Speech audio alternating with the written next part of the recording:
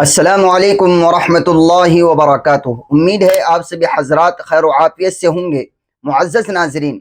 आज की इस वीडियो का अहम मसला ये है जो आप तक पहुंचाना है कि बहुत सारे अहबाब जब गुस्ल करते हैं यानी नहाते हैं, जनाबत का नापाकी दूर करने के लिए वो गुस्ल कर रहे होते हैं,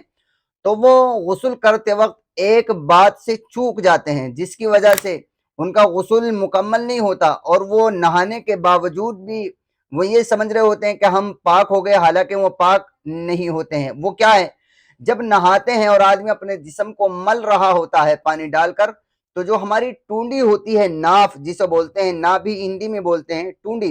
तो टूंडी का जो सुराख होता है उसमें भी हमें जो है बाज मर्तबा हम उससे चूक जाते हैं और ऊपर से पानी बहा लेते हैं, लेकिन उसका जो सुराख है उसमें पानी नहीं पहुंचता। तो उलमा ने, फुक़हा किराम ने लिखा है कि गुस्ल की तकमील के लिए यानी गुस्ल को मुकम्मल करने के लिए ज़रूरी है कि टूंडी का जो सुराख है उसमें भी पानी पहुंचाया जाए। तो उसका तरीका ये है कि जब हम अपने बदन को मसल रहे हों तो हम टूंडी के सुराख में अपनी उंगली से मसल लें ताकि वो भी तर हो जाए। अगर हम इस तरह कर लेंगे तो हमारा गुस्ल जो है वो मुकम्मल हो जाएगा। और अगर हमने इस तरह नहीं किया और टूंडी के सुराख में से जो है वो खुश्क रह गया जर्रा बराबर भी, तो हमारा गुस्ल मुकम्मल नहीं होगा। इसलिए हमें इस बात का खास ख्याल रखना चाहिए गुस्ल करते वक्त, बिलखुसूस उस वक्त जबकि हम नापाकी को दूर करने के लिए गुस्ल कर रहे हों, कि हम अपनी टूंडी में, अपनी नाफ में उंगली से उसको पानी को जो है उसकी खुश्की को दूर कर लें और अपनी उंगली से उसको मसल लें ताकि पानी